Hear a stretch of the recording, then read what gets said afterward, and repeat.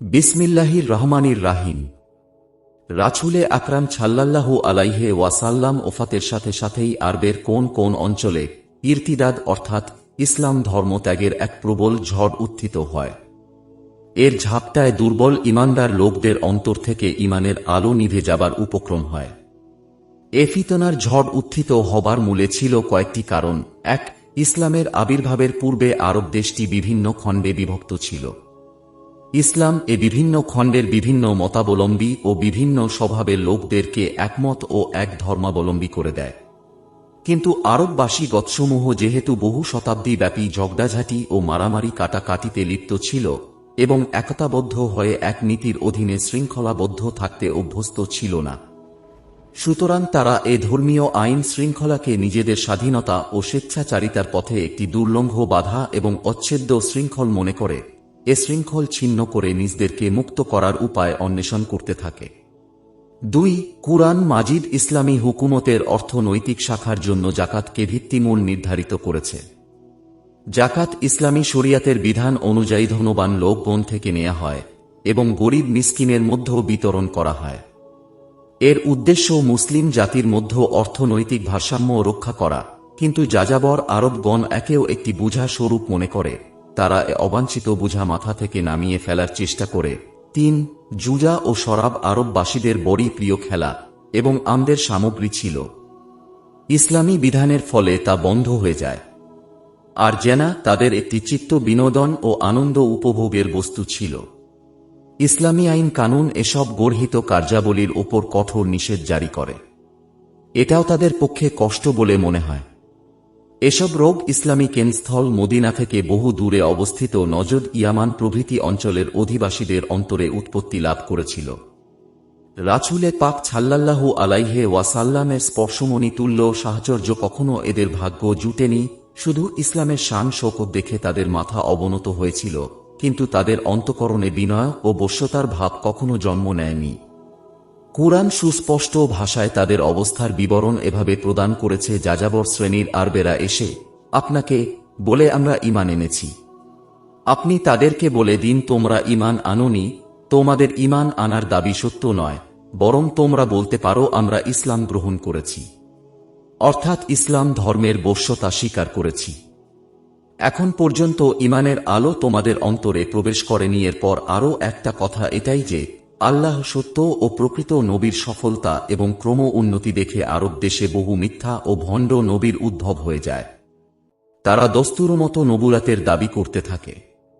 এ পাপিষ্ঠরা মনে করে নবুয়াতের দাবি করা ও পার্থিব স্বার্থ ও উন্নতি লাভের একটি প্রকৃষ্ট উপায়। যেসব দুর্বল ঈমানদার লোকের অন্তর প্রথম থেকেই রোগ আক্রান্ত ছিল, তারা অতি সহজেই এসব শয়তানের জালে আবদ্ধ হয় তাদের দল ভারী করে। রাসূলুল্লাহ সাল্লাল্লাহু আলাইহি ওয়াসাল্লাম ইন্তেকালের সাথে সাথেই ইসলাম এক বিরাট বিপদ ও মহা সংকটের সম্মুখীন হয়ে পড়েছিল। এ সময় যদি হযরত আবু বকর রাদিয়াল্লাহু তাআলা আনহু কঠোর হাতে খিলাফতের বাগডোর ধারণ পূর্বক সুকৌশলে দৃঢ়তা সহকারে এর প্রতিবিধান ও সংশোধন না করতেন, তাহলে ইসলাম ধর্ম দুর্বল এবং মুসলিম জাতির সংহতি ও ঐক্য বিনষ্ট হয়ে যেত। কুফা পর্যন্ত সমগ্র আরব নবী করিম সাল্লাল্লাহু আলাইহি ওয়াসাল্লাম ইন্তেকালের সংবাদ পেয়ে ইসলাম ধর্ম ত্যাগ করে পুনরায় কুফরির অন্ধকারে নিমজ্জিত হতে আরম্ভ করে। সমগ্র আরব দেশের মধ্যেও মদিনার বাইরে মক্কার কুরাইশ ও বনু সাকিফ ব্যতীত কেহই ইসলাম ধর্মের ওপর স্থায়ী থাকে না। এদের মধ্যেও ইয়ামানের অবস্থাই ছিল চরম। সেখানে আসওয়াদে আনাসি, মুসাইলামাতুল কাযাব এবং তোলাইহা একই সময় নবুয়াতের দাবি করে এবং বহু দুর্বল ঈমানের লোকদেরকে নিজেদের দলে ভেড়াতে সক্ষম হয়ে ভণ্ড নবীদের ভক্তরা বলে, বনু আসাদ ও বনু গাতফানের মিত্র গোত্রের নবীরা আমাদের কাছে কুরাইশদের নবীর চেয়ে অধিক প্রিয়। কেন না কুরাইশদের নবী মুহাম্মদ মৃত, আর আমাদের নবী অর্থাৎ আসওয়াদে আনাসি, মুসাইলামাতুল কাযাব এবং তোলাইহা জীবিত। এ সংবাদ হযরত আবু বকর রাদিয়াল্লাহু তাআলা আনহু এর কানে পৌঁছায়, কিন্তু তিনি এ অঞ্চলসমূহের শাসনকর্তাগণের তরফ থেকে সংবাদ পাবার অপেক্ষায় থাকেন। অবশেষে অনতিকাল পরেই শাসনকর্তাগণের পক্ষ থেকেও উপযুপরি সংবাদ আসতে থাকে যে বিদ্রোহ চরম আকার ধারণ করেছে। বিদ্রোহীরা বর্তমানে যে পর্যায়ে পৌঁছেছে, এখন তারা শুধু রাষ্ট্রের পক্ষেই ভীষণ হুমকি স্বরূপ হয়ে দাঁড়ায়নি, বরং এতদ অঞ্চলে যারা ইসলাম ধর্মে প্রতিষ্ঠিত ছিল তাদের কাজে বাধার সৃষ্টি করে তাদের জীবনও বিপন্ন হয়ে পড়েছে। সুতরাং বিদ্রোহীদেরকে চূড়ান্তভাবে দমন করা ব্যতীত খলিফার আর উপায়ান্তর নেই। এ বিদ্রোহীরা দুই শ্রেণীতে বিভক্ত ছিল। এক শ্রেণীর লোকেরা ইসলাম ধর্মকে সম্পূর্ণরূপে পরিত্যাগ করে পুনরায় তাদের পৈতৃক ধর্মে ফিরে গিয়েছিল। এদের মধ্যে বনু আসাদ, গাতফান, বনু তাই প্রভৃতি গোত্রের নাম বিশেষভাবে উল্লেখযোগ্য। এরা অন্যতম ভণ্ড নবী তুলাইহা ইবনে খুয়াইলেদ আসাদির পক্ষাবলম্বন করে, অন্যদিকে বনু হানফিয়া মুসাইলামাতুল কাজ্জাবের আনুগত্য স্বীকার করে, আর ইয়ামানবাসীরা আসওয়াদ আনাসির অনুগত হয়ে যায়। এরূপ আরও বিভিন্ন সম্প্রদায় এবং অত্র বিভিন্ন ভণ্ড লোকের ভণ্ডামির শিকার হয়। আর এক শ্রেণীর লোক ইসলামের পঞ্চম স্তম্ভের অন্যতম স্তম্ভ জাকাত দেয়ার ক্ষেত্রে অস্বীকার করে। এরা ছিল বনু তামিম গোত্রের অধিকাংশ লোক। এরা মালেক ইবনে নোয়াইরার নেতৃত্বে দলবদ্ধ হয়েছিল। তাছাড়া বনু হাওয়াজেন প্রভৃতি যাযাবর গোত্রসমূহের অনেকে এদের সাথে যোগদান করেছিল। এ দলের মধ্যে অনেকেই ছিল ধন সম্পদের পাগল। আল্লাহর রাস্তায় টাকা পয়সা দান করতে তাদের অন্তর দুঃখে ফেটে যেত। কেহ কেহ এদের মধ্যে জাকাতকে জরিমানা বলে মনে করেছে। তারা ধারণা করে যে রাসূলুল্লাহ সাল্লাল্লাহু আলাইহি ওয়াসাল্লাম এর ইন্তেকালের পর মদিনাবাসীদের নির্বাচিত খলিফা তাদের কাছ থেকে জরিমানা আদায় করে নেয়ার অধিকারী হতে পারেন না। সুতরাং তারা সকলে জাকাত আদায় করতে অস্বীকার করে, এমনকি এসব কারণে হযরত আবু বকর রাদিয়াল্লাহু তাআলা আনহু এর খিলাফতের প্রতিও তাদের আস্থা থাকে না। আবস ও জিয়ান নামক মদিনার পার্শ্ববর্তী অঞ্চলের দুটি গোত্র এসব মুরতাদের সাথে যোগদান করে। সময়টাও তখন এমন সংকটময় ছিল যে এ সমস্ত বিদ্রোহী ও মুরতাদদের সাথে কোনো প্রকার সংঘর্ষে লিপ্ত হওয়া সহজ ছিল না। কেননা মদিনার যোদ্ধা শ্রেণীর লোকেরা প্রায় সকলেই হযরত উসামার বাহিনীতে যোগদান করে সিরিয়া অভিযানে চলে গিয়েছিলেন। এ অবস্থায় খলিফার পক্ষে দুটি মাত্র পথ খোলা ছিল। হয়তো জাকাত দানে অসম্মত লোকদের সাথে কোনো প্রকার সংঘর্ষ না বাঁধিয়ে বিনম্র ব্যবহার দ্বারা তাদের মন জয় করে তাদেরকে নিজেদের দলে ভিড়িয়ে নেয়া এবং তাদের সহযোগিতায় সম্মিলিতভাবে ইসলাম ত্যাগকারীদের বিরুদ্ধে যুদ্ধ করা বা উভয় দলের বিরুদ্ধে যুদ্ধে লিপ্ত হওয়া। কিন্তু এ শেষোক্ত পথটি তখনকার জন্য খুবই বিপজ্জনক ছিল। কেননা এ সময় মদিনার মুসলমানদের সংখ্যা শত্রুদের তুলনায় খুবই সামান্য ছিল। হযরত আবু বকর রাদিয়াল্লাহু তাআলা আনহু এ সংকটকালে কর্তব্য নির্ণয়ের জন্য সাহাবায়ে কিরামকে নিয়ে পরামর্শ করেন। হযরত আবু বকর রাদিয়াল্লাহু তাআলা আনহু মত প্রকাশ করেন যে ধর্মত্যাগী মুরতাদদের বিরুদ্ধে যুদ্ধ করা যেমন কর্তব্য, তদ্রূপ জাকাত অস্বীকারীদের বিরুদ্ধেও যুদ্ধ করা হবে। কেননা জাকাত অস্বীকার করা ইসলামের একটি অবশ্য করণীয় স্তম্ভকে অস্বীকার করা, বরং এটা ধর্মের সমস্ত বিধানগুলোকে অমান্য করার প্রতি প্রথম পদক্ষেপ। সুতরাং এরা ধর্মত্যাগী মুরতাদদের চেয়ে কোনো অংশেই কম নয়। হযরত ওমর রাদিয়াল্লাহু তাআলা আনহু বলেন, হে আল্লাহর রাসূলের খলিফা, আপনি এসব লোকের বিরুদ্ধে কেমন করে যুদ্ধ করবেন, অথচ রাসূলুল্লাহ সাল্লাল্লাহু আলাইহি ওয়াসাল্লাম বলেছেন, মানুষ যে পর্যন্ত না বলে সে পর্যন্ত আমি তাদের বিরুদ্ধে যুদ্ধ করতে আদিষ্ট হয়েছি। যে ব্যক্তি বলল তার জানমাল রক্ষার দায়িত্ব আমার ওপর এসে পড়ে, কিন্তু যদি কোনো ধর্মীয় কারণ এসে উপস্থিত হয় তাহলে তা স্বতন্ত্র কথা, আর এর প্রকৃত হিসেব ও বিচার আল্লাহর হাতে। হযরত আবু বকর রাদিয়াল্লাহু তাআলা আনহু বলেন, যারা নামাজ ও জাকাতের মধ্যে পার্থক্য করে ফেলেছে আমি তাদের বিরুদ্ধে অবশ্যই যুদ্ধ করব, কেননা জাকাত মালের হক। আল্লাহ কসম, তারা এক খণ্ড রশি যা জাকাত স্বরূপ রাসূলুল্লাহ সাল্লাল্লাহু আলাইহি ওয়াসাল্লামকে দান করেছে, যদি তাও আমাকে দিতে অস্বীকার করে, তবু তা বন্ধ করার দরুন আমি তাদের বিরুদ্ধে অবশ্যই যুদ্ধ করব। হযরত ওমর রাদিয়াল্লাহু তাআলা আনহু বললেন, আল্লাহ কসম, এটাই যথার্থ কথা। আল্লাহ এ বিষয়ে সত্য উপলব্ধি করার জন্য আবু বকর রাদিয়াল্লাহু তাআলা আনহু এর সিনা খুলে দিয়েছেন। এরপর আমিও তা উপলব্ধি করতে পেরেছি যে হযরত আবু বকর সত্যের ওপর প্রতিষ্ঠিত রয়েছেন। অবশেষে হযরত আবু বকর রাদিয়াল্লাহু তাআলা আনহু শত্রুপক্ষের সংখ্যাধিক্য এবং মুসলিম সেনাবাহিনীর সংখ্যাল্পতার প্রতি ভ্রুক্ষেপ না করে শুধু আল্লাহর ওয়াদা ও প্রতিশ্রুতির ওপর নির্ভর করে ইসলামের মূলে কুঠারাঘাতকারী শত্রুদের দমনের জন্য প্রস্তুত হন। আল্লাহর ওয়াদা এটাই, হে মুসলমানগণ, যদি তোমরা আল্লাহর সাহায্য করো তাহলে আল্লাহ তোমাদের সাহায্য করবেন এবং ধর্মপথে তোমাদের পাদৃঢ় করে দেবেন। বিদ্রোহী গোত্রগুলোর মধ্যে কাবিলায় আবস ও জিয়ান, বনু কেনানা, গাতফান এবং ফাজারা প্রভৃতি গোত্রসমূহ, যারা মদিনার পার্শ্ববর্তী এলাকায় বাস করে, তারা এ সময়টিকে মদিনা আক্রমণের জন্য উপযুক্ত সময় মনে করে এক বিরাট সেনাবাহিনী গঠন করে মদিনা আক্রমণের উদ্দেশ্য মদিনার কাছাকাছি এক স্থানে সমবেত হয়ে শিবির স্থাপন করে। পরে এরা দুই ভাগে বিভক্ত হয়ে এক দল আবরক নামক স্থানে এবং অন্য দল জিলকিসায় ঘাঁটি স্থাপন করে। সেখান থেকে তারা খলিফার কাছে এ প্রস্তাব দিয়ে প্রতিনিধি প্রেরণ করে যে, আমরা ইসলামের যাবতীয় বিধান মেনে চলতে প্রস্তুত আছি, শুধুমাত্র যাকাত থেকে আমাদেরকে মুক্তি প্রদান করা হোক। কিন্তু ৭০ মূর্ত প্রতীক খলিফা হযরত আবু বকর রাদিয়াল্লাহু তাআলা আনহু তাদের এ প্রস্তাবকে দৃঢ়তার সাথে ত্যাগ করে প্রতিনিধি দলকে নিরাশ মনে ফিরিয়ে দেন। প্রতিনিধি দল ফিরে গিয়ে খলিফার প্রত্যাখ্যান বাণী তাদের দলের কাছে ব্যক্ত করলে এর পরিণতি কি হবে, দূরদর্শী খলিফা তা সহজেই অনুমান করে নিয়েছিলেন। তিনি অবিলম্বে শহরবাসী মুসলমানদেরকে ডেকে বলেন, তোমরা চারদিক থেকে শত্রু কর্তৃক পরিবেষ্টিত। তারা তোমাদেরকে আক্রমণ করার জন্য একেই উপযুক্ত সময় মনে করে নিয়েছে। যে কোনো মুহূর্তে তোমরা শত্রু কর্তৃক আক্রান্ত হবে। এতদিন তারা আশা করেছিল যে এ দুর্বল মুহূর্তে তোমরা তাদের দাবি ত্যাগ করতে সাহস পাবে না, সহজেই তা মেনে নেবে। কিন্তু আমি দৃঢ়তার সাথে তাদের প্রস্তাব ত্যাগ করে দিয়েছি। অতএব তোমাদের ওপর তাদের আক্রমণ অনিবার্য। তারা মদিনা থেকে মাত্র এক মঞ্জিল অর্থাৎ ১৬ মাইল পথের দূরত্বে অবস্থান করছে।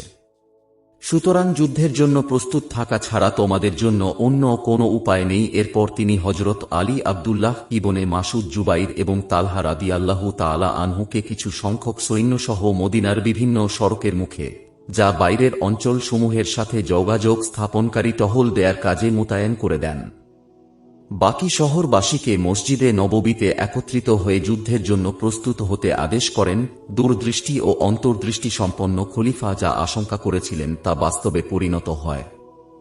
জাকাত মাফ করার দাবি নিয়ে বিদ্রোহীদের পক্ষ থেকে যে প্রতিনিধি দল মদিনায় এসেছিল, খলিফা কর্তৃক প্রত্যাখ্যাত হয়ে তারা ফিরে যাবার পর বিদ্রোহীরা তাদের মারফতে জানতে পারে যে মদিনার যোদ্ধাগণের মধ্য প্রায় সকলেই হযরত উসামা রাদিয়াল্লাহু তাআলা আনহু এর সাথে সিরিয়া অভিযানে বের হয়েছে।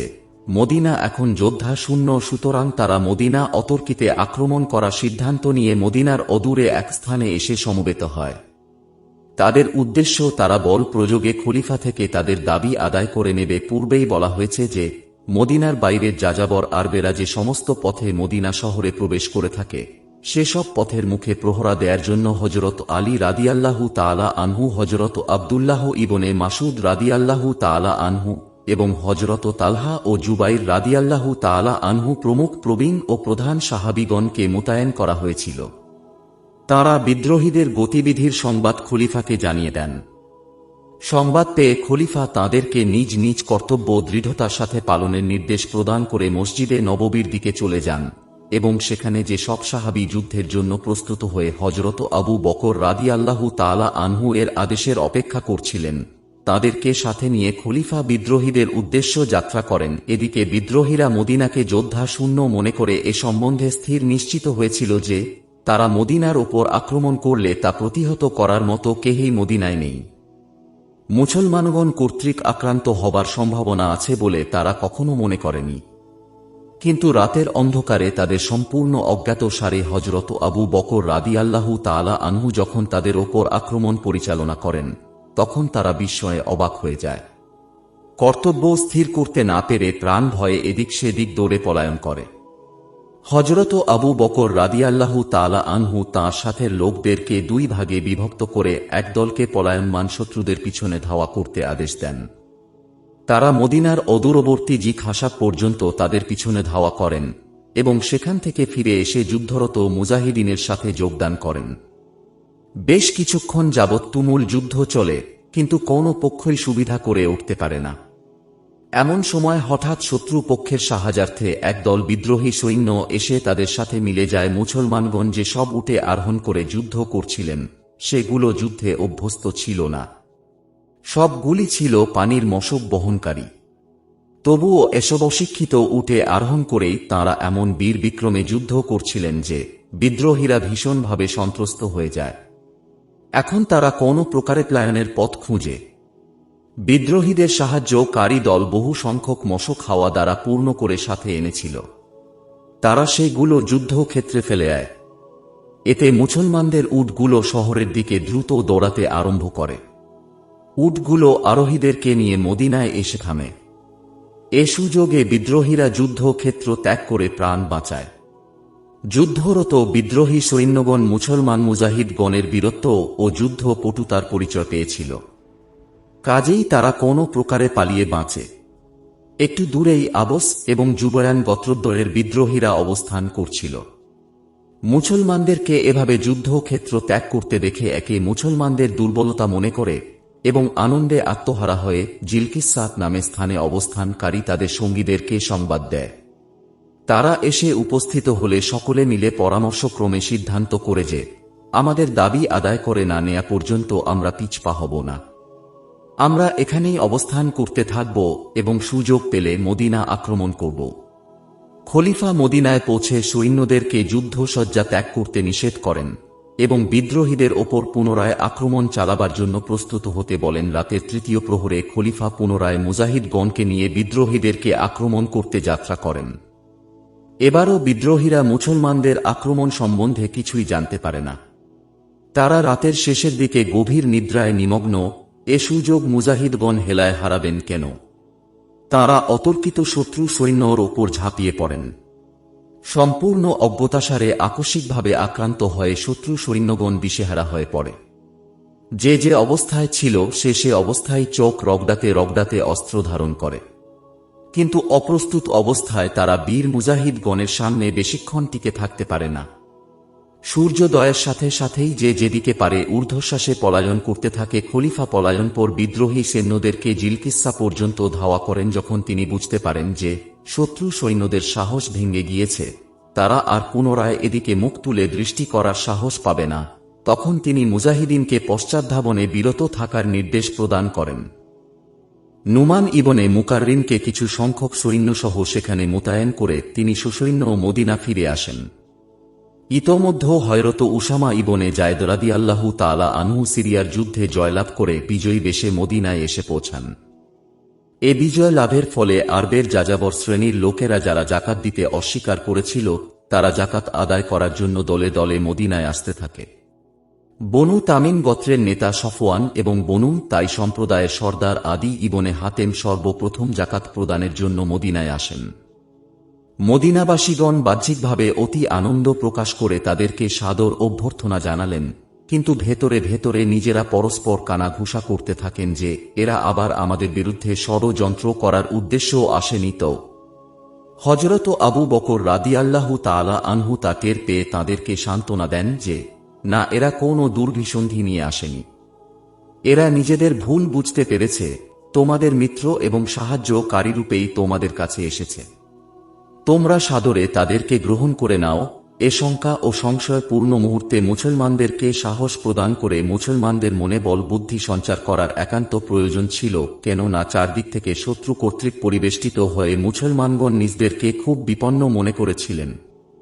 সে সংকট মুহূর্তের প্রকৃত পরিস্থিতি বর্ণনা করে হযরত আব্দুল্লাহ ইবনে মাসুদ রাদিয়াল্লাহু তাআলা আনহু বলেন, নবী করিম সাল্লাল্লাহু আলাইহি ওয়াসাল্লাম এর ইন্তেকালের পর আমরা এমন অনিশ্চিত অবস্থার মধ্যে কালাতিপাত করছিল যে যদি সে মুহূর্তে হযরত আবু বকর রাদিয়াল্লাহু তাআলা আনহু অসাধারণ সাহস প্রদান করে আমাদেরকে সাহায্য না করতেন, তাহলে আমাদের অর্থাৎ ইসলামের অস্তিত্বও টিকে থাকা দুষ্কর ছিল।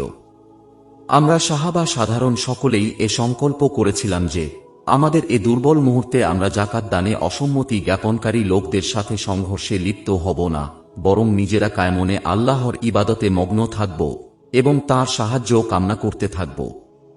কিন্তু হযরত আবু বকর রাদিয়াল্লাহু তাআলা আনহু কারো পরামর্শ না শুনে দৃঢ়তার সাথে বিদ্রোহীদের বিরুদ্ধে যুদ্ধ করার সিদ্ধান্ত করেন।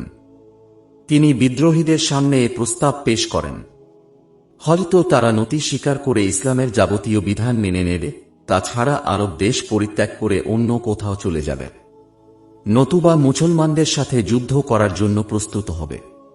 নত ও হীনতা স্বীকার করা অর্থ এটাই যে তারা ভুল পথে আর আমরা সত্য পথে আছি বলে স্বীকার করতে হবে। এ স্বীকারোক্তির ফলে তাদের মধ্য থেকে যারা নিহত তাদেরকে জাহান্নামী এবং মুসলমানদের মধ্যে যারা নিহত তাদেরকে শহীদ এবং জান্নাতি বলে বিশ্বাস করতে হবে। আমাদের নিহতদের রক্তপণ দিতে তারা বাধ্য থাকবে। পক্ষান্তরে তাদের মধ্য থেকে যারা আমাদের হাতে নিহত হয়েছে তাদের কোনো বিনিময় বা রক্তপণ পাবে না। তাদের যে সব মাল গনিমত রূপে আমাদের কাছে এসেছে তা তারা ফেরত পাবে না, কিন্তু আমাদের যে সব মাল তাদের কাছে রয়েছে তা আমাদেরকে ফেরত দিতে বাধ্য হবে। যুদ্ধে পরাজিত হবার পর তাদের মালিকি খাস দখলীয় ঘরবাড়ি এবং ভূ সম্পত্তি পরিত্যাগ করে তারা দূরবর্তী স্থানে চলে যেতে হবে। মালে গনিমত স্বরূপ তা মুসলমানদের সম্পত্তিতে পরিণত হবে। যা হোক, সূক্ষ্ম জ্ঞানী দূরদর্শী খলিফা মনে করেন শত্রুকে সুযোগ ও অবসর দেয়া কোনো মতেই বুদ্ধির কাজ নয়, বরং বারবার তাদের ওপর আক্রমণ চালিয়ে তাদেরকে বিব্রত করে তোলা এবং ক্রমে ক্রমে তাদের শক্তিকে সম্পূর্ণরূপে খর্ব করে দেয়াই উচিত। তাই তিনি হযরত উসামাকে মদিনা রক্ষার ভার দিয়ে এবং তাঁর রণক্লান্ত বাহিনীকে বিশ্রাম গ্রহণের সুযোগ প্রদান করে তিনি জিলকিসা থেকে ফেরত আসা মুজাহিদগণকে সাথে নিয়ে নিজেই বিদ্রোহীদের দমনের উদ্দেশ্য যাত্রা করেন। মদিনাবাসীরা যতই আরজ করেন যে আপনার কোনো বিপজ্জনক অবস্থার সম্মুখীন হওয়া সঙ্গত হবে না, আল্লাহ না করুন আপনার ওপর কোনো বিপদ যদি এসে পড়ে আর আমরা আপনাকে হারালে মুসলিম রাজ্যর সবকিছুই লণ্ডভণ্ড হয়ে যাবে। অতএব সৈন্য পরিচালনার ভার অন্য কারো হাতে দিয়ে আপনার নিরাপদে মদিনায় অবস্থান করাই উচিত বলে আমরা মনে করি। কিন্তু হযরত আবু বকর রাদিয়াল্লাহু তাআলা আনহু কোনো আবেদনই গ্রাহ্য করেননি। তাঁর স্বভাব ও প্রকৃতি এরূপ ছিল যে তিনি একবার কোনো কাজ করতে মনস্থ করলে তা সমাধান না করা পর্যন্ত তা থেকে বিরত হতেন না। তিনি বলেন, আল্লাহ পাকের কসম, আমি এমন মহৎ কাজে কখনো তোমাদের পিছনে থাকব না, বরং তোমাদের সাথে থেকে তোমাদের উৎসাহ প্রদান করব। খলিফা মদিনা ত্যাগ করে জুলকিসার নিকটবর্তী আবক নামে স্থানে পৌঁছান, যেখানে আশ-জুবারান এবং বনু বকর গোত্রসমূহের বিদ্রোহীরা মদিনা আক্রমণের উদ্দেশ্য সমবেত হয়েছিল। হযরত আবু বকর রাদিয়াল্লাহু তাআলা আনহু এসব ধর্মত্যাগীদের ওপর অতর্কিত আক্রমণ চালিয়ে তাদেরকে পর্যুদস্ত করে দেন। এখানে বনু বকর সম্পূর্ণরূপে পরাজিত হয়ে ইতস্তত ছত্রভঙ্গ হয়ে যায়। জুবারান গোত্রের লোকেরা তাদের গ্রামের দিকে পলায়ন করে। খলিফা তাদের গ্রাম আক্রমণ করে দখল করেন এবং তাদেরকে গ্রাম থেকে বের করে দিয়ে বলেন যে আজ থেকে তা মুসলমানদের সম্পত্তি। এতে বনু জুবারানের আর কোনো অধিকার থাকবে না, কেন না আল্লাহ মালে গনিমত স্বরূপ তা মুসলমানদেরকে দান করেছেন। এরপর খলিফা আবরক নামক গ্রামটি মুসলমানদের চারণভূমিতে পরিণত করেন। বিদ্রোহীরা বশ্যতা ও আনুগত্য স্বীকার করার স্বাভাবিক অবস্থা ফিরে আসার পর বনু সালাবা সে গ্রামে পুনরায় বস্তি স্থাপনের আবেদন জানায়, কিন্তু খলিফা তা নামঞ্জুর করেন। পরাজয় বরণ করার পর বিদ্রোহী ও ধর্মত্যাগীরা চিরদিনের জন্য নীরব হয়ে যায়। মুসলমানগণ এখন পরম আনন্দিত, কেননা উসামা বাহিনী সিরিয়ার যুদ্ধে বিজয় হয়ে মদিনা ফেরায়। এখন শত্রু কর্তৃক মদিনা আক্রান্ত হবার আর কোনো সম্ভাবনা থাকে না। তাছাড়া মদিনার পার্শ্ববর্তী অঞ্চল সমূহের বিদ্রোহীদের সাথে যুদ্ধে জয়লাভ করার ফলে প্রচুর গনিমতের মাল এবং জাকাতের মাল এসে বাইতুল মাল পরিপূর্ণ হয়ে যায়। ফলে শহরবাসীদের অভাব বহু অংশে দূর হয়ে যায়। কিন্তু আর এক ফিতনা অচিরেই মাথাচাড়া দিয়ে ওঠে। জাকাত দানে অসম্মত ব্যক্তিরা যুদ্ধে পরাজিত হয়ে অনেকেই নিজেদের ভুল বুঝতে পেরেছিল, তাই ইসলামের যাবতীয় বিধান মান্য করে জাকাত আদায় করে পূর্ণাঙ্গ মুসলমান হয়ে সুখে শান্তিতে বাস করতে থাকে। কিন্তু তাদের অনেকেই যুদ্ধক্ষেত্র থেকে পলায়ন করে বা নিজেদের আবাসভূমি থেকে নির্বাসিত হয়ে বনু আসাদ গোত্রের ভণ্ড নবী তুলাইহা এবং মুছাইলামাতুল কাজাবের সাথে যোগদান করে। ফলে তুলাইহা এবং মুছাইলামাতুল কাজাবের দল বহু গুণে শক্তিশালী হয়ে যায়। ফলে ইয়ামান প্রদেশ বিদ্রোহীদের শক্তিশালী কেন্দ্রে পরিণত হয়। এ পরিস্থিতির প্রেক্ষিতে হযরত আবু বকর রাদিয়াল্লাহু তাআলা আনহু ভণ্ড নবীদেরকে প্রশ্রয় দেয়া কোনো ক্রমেই বুদ্ধিমানের কাজ মনে করেন না, এদের বিরুদ্ধে অভিযান চালিয়ে যাওয়াই কর্তব্য মনে করেন। ইয়ামানের প্রতি অঞ্চলে ইসলামের বিজয় পতাকা না উড়ানো পর্যন্ত মুসলমানদের তরবারি কোনো ক্রমেই কোষবদ্ধ করা যেতে পারে না।